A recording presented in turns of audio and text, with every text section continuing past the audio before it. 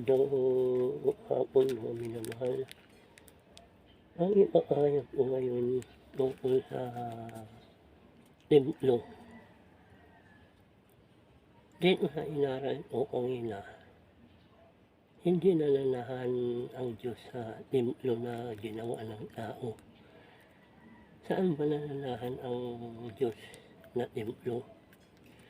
Dito sa 1 Corinto 3:16 ito, may mababasa dito. Ang sabi dito, hindi ba ninyo alam na kayo'y templo ng Diyos at naninirahan sa inyo ang kanyang espiritu? Paparusahan ng Diyos ang magwasak ng templo iyan, at banal ang templo ng Diyos at kayo ang templo iyon.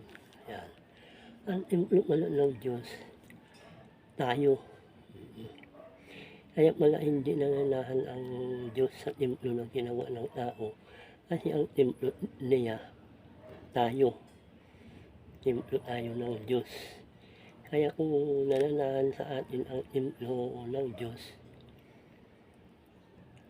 yan, nagagawa natin ang maayos na mga gawain. Hindi tayo nagawa ng pagkakasala, mga minamahal. Hindi lang ito ang katotohanan sa isang alata.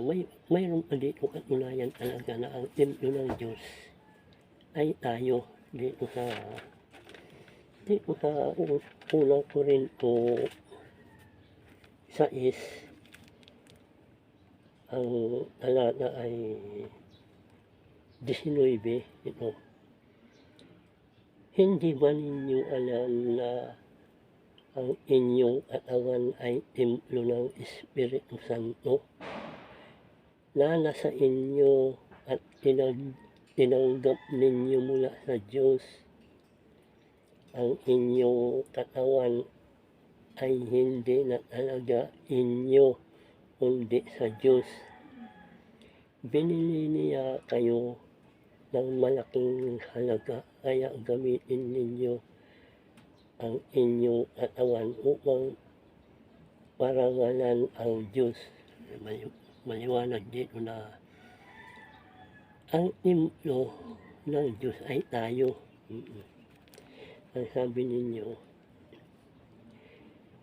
hindi ba ninyo alam na ang inyong katawan ay templo ng Espiritu Santo na nasa inyo at tinanggap ninyo mula sa Diyos?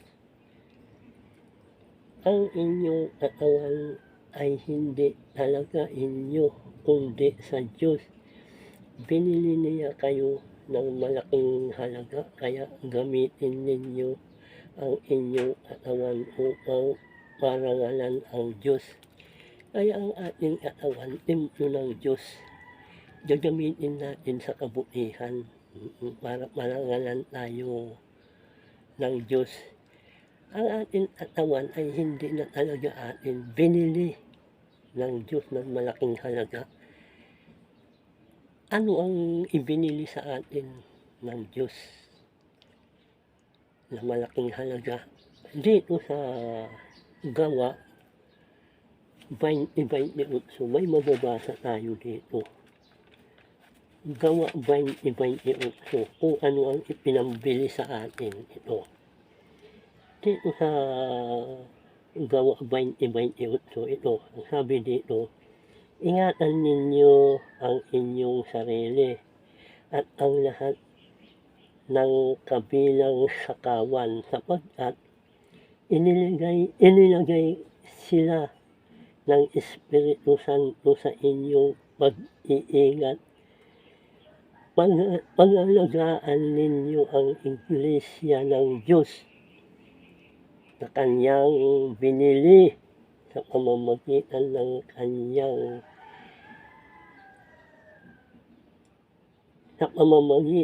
kamatayan ng kanyang sariling anak. Yan. Ang ating katawan ay hindi na atin, binili tayo ng malaking halaga. Ito ang ipinambili sa atin, ito Ang sabi dito, ingatan ninyo ang inyong sarili at ang lahat ng kabilang sa kawan sapagkat inilagay sila ng Espiritu Santo sa inyong pag-iingat. Pangalagaan ninyo ang iglesia ng Diyos. Tayo yun, mga iglesia ng Diyos na kanyang binili sa isang salin ng Bible, tinubos sa pamamagitan ng kamatayan ng kanyang sariling anak. Yan ang ipinambili sa atin. Kaya ang katawan natin, hindi na talaga sa atin. Binili tayo ng kamatayan ng kanyang sariling anak. Kaya kung gagamitin natin ang ating katawan ng hindi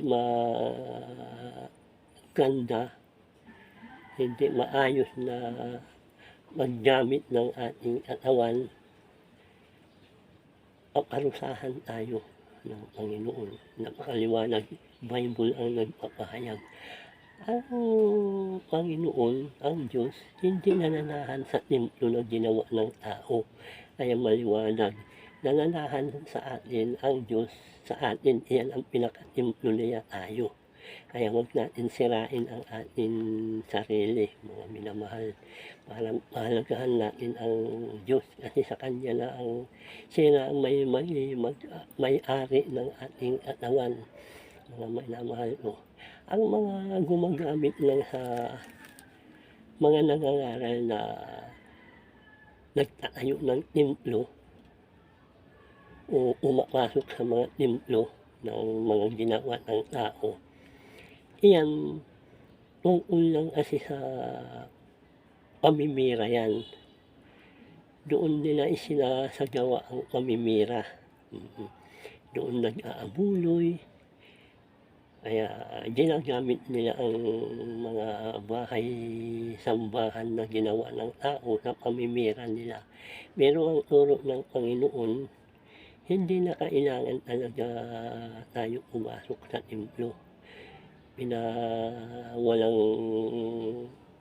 Hindi na nga pinahintulutan ang magtayo ng templo, maliwanag dito sa Bible. Bible ang nagpapaliwanag.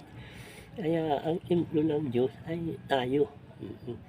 Tayo naninirahan sa atin ang templo, naninirahan sa atin ang Diyos. Kaya nga, magsumamba tayo sa Ama, sa Espiritu. At saka, yan ang hinahanap ng Ama na mananamba. Na sumasamba sa Ama, sa Espiritu, sa katotohanan. Mga minamahal. Kaya yan ang tinuro ng Panginoon Jesucristo. Hindi na ang templo na ginawa ng bahay, mga bahay sambahan na ginawa ng tao, hindi na doon nananahan ang Panginoon Diyos. Sa atin nananahan. Kaya maski tayo magdasal sa atin sariling bahay, pakikinggan tayo kasi nasa atin ang Espiritu ng Diyos sa atin. Siya ang templo ng tayo ang templo ng Diyos. Kaya maliwanag dito sa Biblia, hindi na pinahintulutan ang mga bahay sambahan na ginawa ng tao. Kaya iyan ginagamit na lang nila, magkapira sila, pagkampirahan. Kaya iyan ginagawa nila. Pero kung babasahin sa Bible, hindi na pinahintulot ng Panginoon yan. Kaya salamat kung mauunawaan ninyo. Salamat.